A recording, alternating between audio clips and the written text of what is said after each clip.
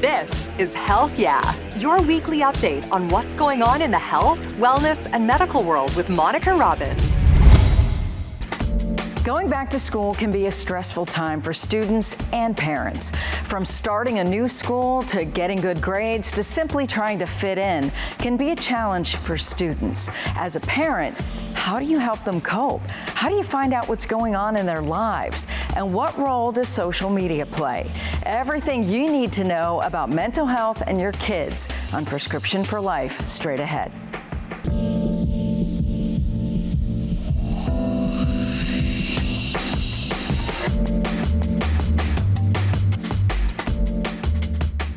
Thanks so much for joining us. I'm Monica Robbins. Young people are facing a world that many of us adults never had to face.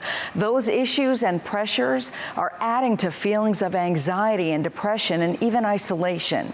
We'll get to our Cleveland Clinic expert in just a moment, but first, a little bit about the mental health issues facing kids today. ADHD, anxiety problems, behavior problems, and depression are the most commonly diagnosed mental disorders in children. There's a new push to address the growing number of kids who experience a mental health crisis. Every year, 500,000 children and teens go to an ER with some kind of mental health or behavioral health problem.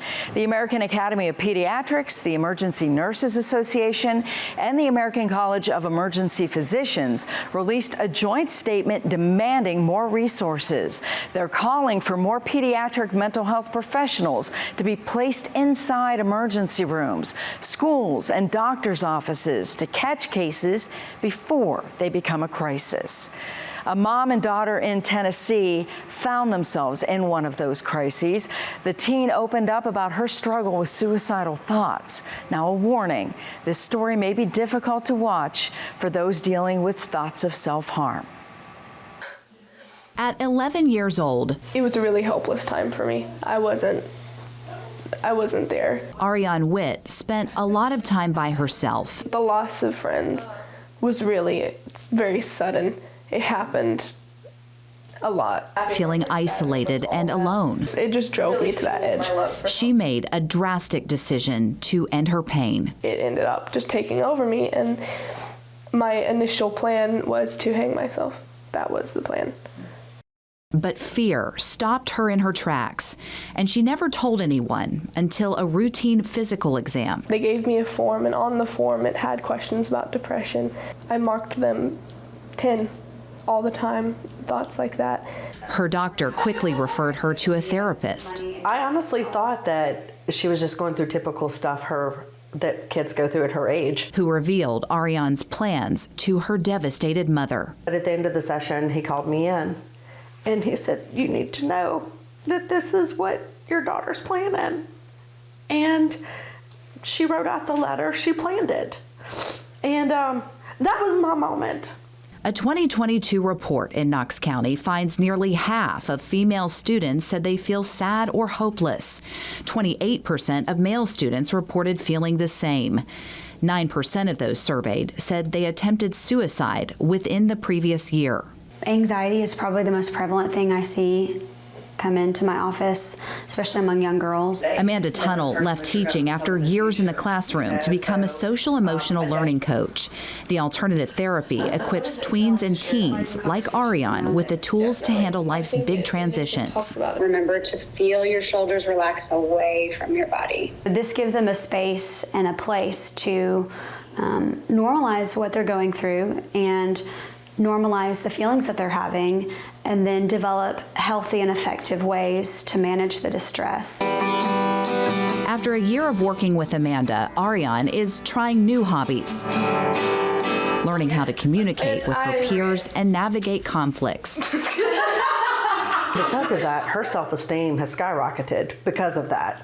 What she couldn't do before, she can do now. She and her mother want others to know asking for help could save a life. I feel like I'm standing on my own 2 feet. I can see now why I chose to live. It's so great to see her thriving. But keep in mind, if you or someone you know is struggling with mental health issues, call or text 988. It's the Suicide Crisis Hotline, and you can call it 24/7. Some students can navigate stressful situations while others may have a more difficult time. Our experts share some tips to help your child through those times and how parents can begin those difficult conversations. Joining me now is Dr. Joe Osterman, who is the head of behavioral health at Cleveland Clinic Children's. Thank you so much for being here. Yeah, thanks for having me. All right, kids are back at school. And is this the time that we really need to pay attention to mental health? Yeah, I think all year round mental health is a concern, but specifically during big changes. Big changes in a kid's life is going back to school. It's really stressful for a lot of kids. It's a big change just in general. Parents are real happy about this, but kids, it's like going back to work on your first day of work. So it's stressful. What are kids dealing with these days? So a lot of the kids coming back into school right now, I think one of the biggest things that they're dealing with is, one, they've had limited contact with a lot of their peer group. They don't know what they're getting into school, and it's just a big change. And then you have all of these other factors that they've been exposed to all summer long. Video games all day, being on social media. All of a sudden you're going to be in school, and that is a big change. Coming off of that and deplugging from those electronics and being in a live situation with other people can be really stressful for some of these kids, especially if they're struggling with anxiety or mood disorders. So I can't imagine also going into high school or going into middle school. There's physical changes too for a lot of these kids that are coming into this. So, you know, you keep piling it on. You mentioned anxiety. Is that the most common thing? So anxiety disorders, both in kids and adults, are the most common mental illness that we face on a day-to-day basis. About 1 in 5 kids are dealing actively with some sort of anxiety problem. And that seems overwhelming. It is overwhelming. And then you add any big change into somebody that's stressed and worried about what's going to happen. They don't know sometimes. They're changing schools often. They're changing classrooms. And again, this is a lot to throw at a kid all of a sudden. And it puts these vulnerable kids at a disadvantage coming in.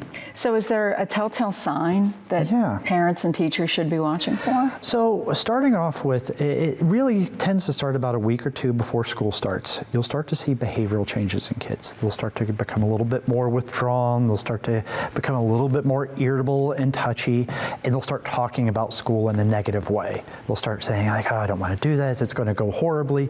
They're projecting into the future like it's going to go wrong for them, and that's their mindset. And so when you start seeing that, is a good time to intervene.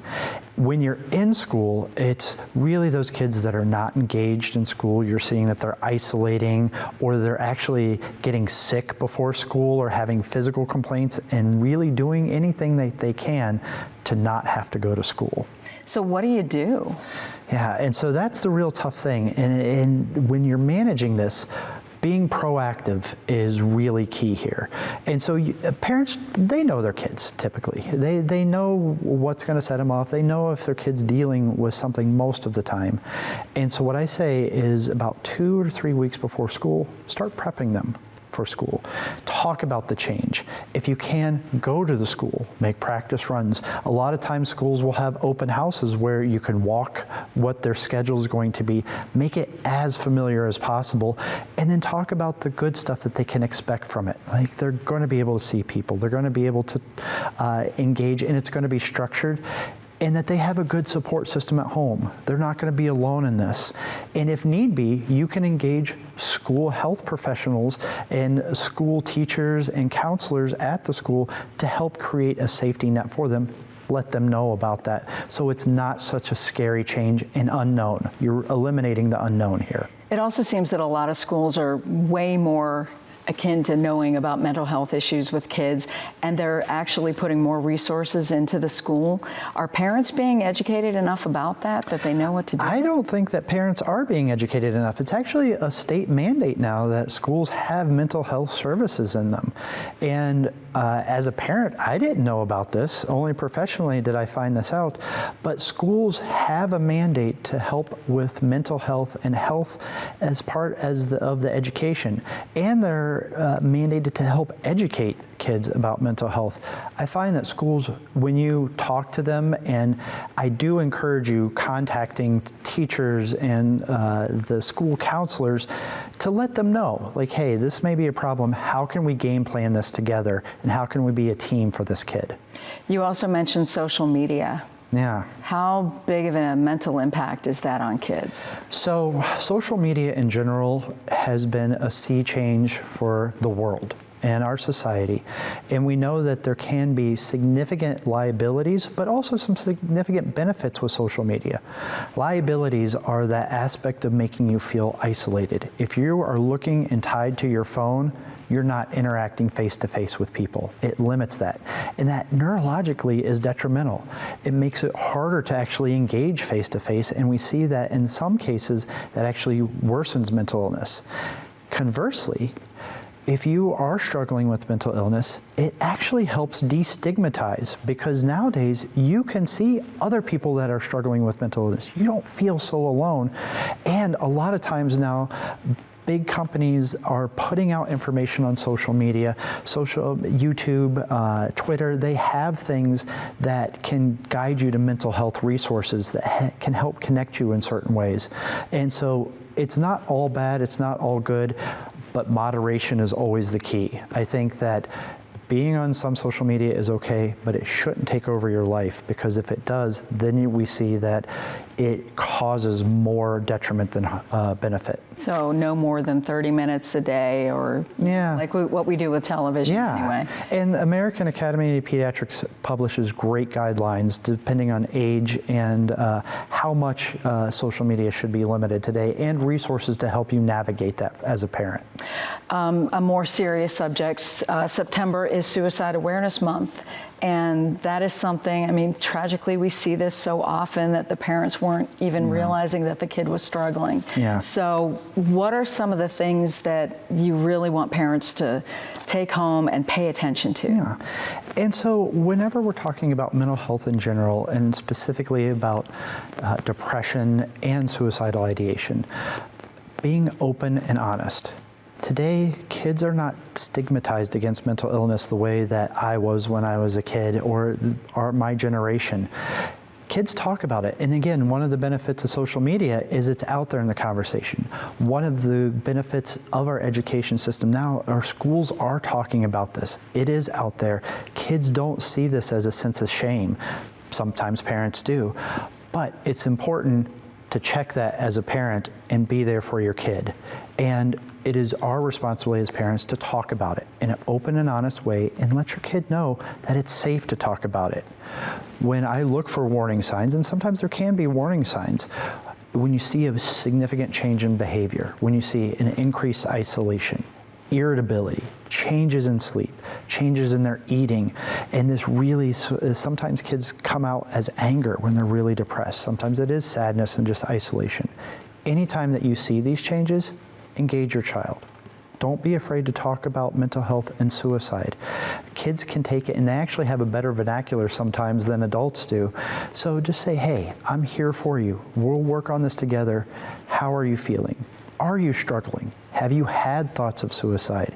If you've had those thoughts, how far has it gone? Have you actually done anything to hurt yourself? Or is this like you're just feeling overwhelmed and you need a break? We can build in these. Once you talk to them about this, let them know that you can game plan together. You can do some things to help them, make them feel safe, change the routine, get them support. Being pro-social is a good idea. See if you can get them around kids their own age. A lot of times kids won't talk to you, but they will talk to their friends about this. And so letting them know that there are lifelines. And if it becomes overwhelming as a parent, or you don't know what to do, or you have a concern, reach out to your mental health professionals, reach out to your doctor, whoever you have. Most physicians can deal with this and manage it or get you to the right place. If you need immediate help, there's a great national crisis hotline. 988 is all you need to know, and you can even text it, and you can get that immediate help or connection. So there are lifelines out there. Nothing's ever truly hopeless. And kids can use that lifeline as well. Anybody can use that lifeline. So the other interesting thing, I just did the story on emergency rooms being overwhelmed by kids coming seeking mental health services. Before it gets to that point, when should a parent know this is beyond me, this is something I need to talk to the pediatrician, or I need to find some help? So I think day-to-day things, kids go through some rough patches. They may have an argument with a friend, and that they may have a down day. When it starts to become a pattern, or there are days and days when a kid is just not feeling good or feeling like they don't belong, that's a concern. That's when you want to jump on it and enlist some help. It is a good time to intervene. Anytime a child says, hey, I'm thinking about hurting myself or committing suicide, that is a good time to bring more people in. As parents, we're not giving a playbook on how to deal with this. We can be supportive, we can activate, and there are great resources online from the Suicide Prevention Resource Center, the American Academy of Child and Adolescent Psychiatry, American Academy of Pediatrics, to help support this. But anytime that you feel like this is a concern, that's when you want to get on the phone, get to an office and have somebody else take a look at it. Do you encourage parents to know the social media platforms that their kids are on and, forgive me, but spy on them? Yes, and not necessarily spy, but be educated. In my household, my kids have phones. I have some teenagers, but I know exactly what's on their phone. And I say that this is my phone that you're using. I have direct access to this.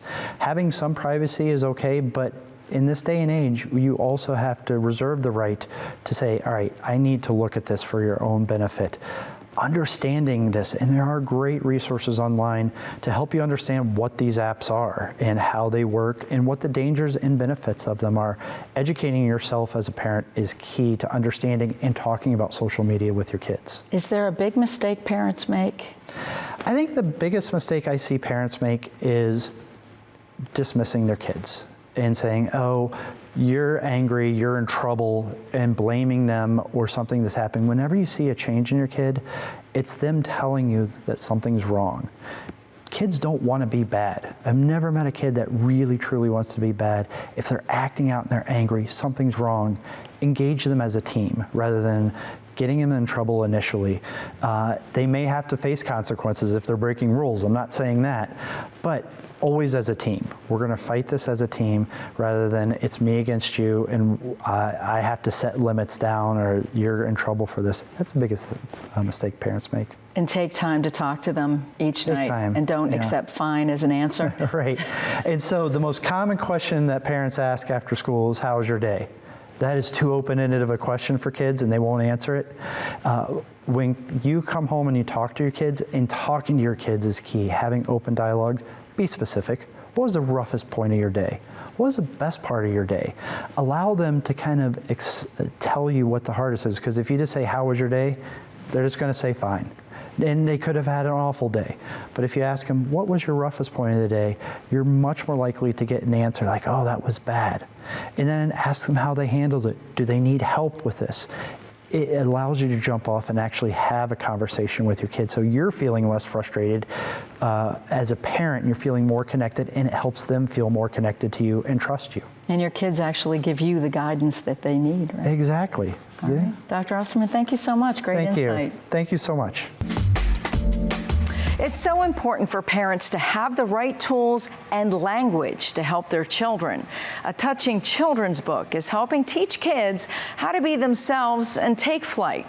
Our colleagues in St. Louis share the message behind the book that's teaching kids about the differences and self-confidence.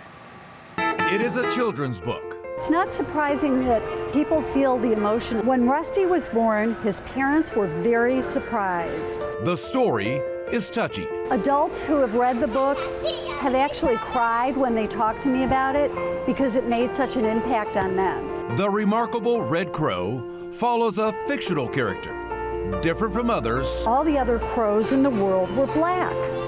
who's on a journey. He goes around the world trying to find a family. While the red crow may not be real, the inspiration behind it He told me what happened in his childhood, and I said, I know the story we can write. is. Honestly, I think it captures the story so well. In reality, Diane Klein's friend, Jeff was an amazing friend. Jeffrey Price, lived the life of a red crow, a life of mental trauma He grew up in a family where he was bullied by his family. and rejection. He had red hair and none of them did, so you're not one of us, they said. They taunted him, said he didn't belong in his family because he was pooped out of a red crow. But this red crow learned to soar above the abuse. Jeff had a heart and soul like nobody else, and he had so much strength because he had to overcome all of this. He learned how to accept his uniqueness. Anytime you feel different from somebody else, you realize that's okay, just be yourself. The red crow discovered there is more to being a family than just being related. Families are made out of love. It doesn't matter what you look like, it doesn't matter who you are, it's who loves you. Klein hopes this children's book becomes an inspiration for other red crows, giving them the confidence to take flight It's for anybody who's trying to find their place in life. and to find their space to nest. This book is all about be yourself, and whatever you are, you'll attract the right people. What a powerful message. That's all we have for this episode of Prescription for Life. We'll see you right back here next week for another episode. Until then, wishing you good health. Thank you so much for tuning into Health Yeah. Please find me on Twitter and Instagram at Monica Robbins. Like and follow my Facebook page, Monica Robbins WKYC. Find video podcasts at Monica Robbins channel on YouTube. And please subscribe. Wishing you great health and hope to see you again soon. Thanks for listening to Health Yeah with Monica Robbins from WKYC Studios. Subscribe now so you never miss an update. And find more on everything you heard here on WKYC.com and on the WKYC app.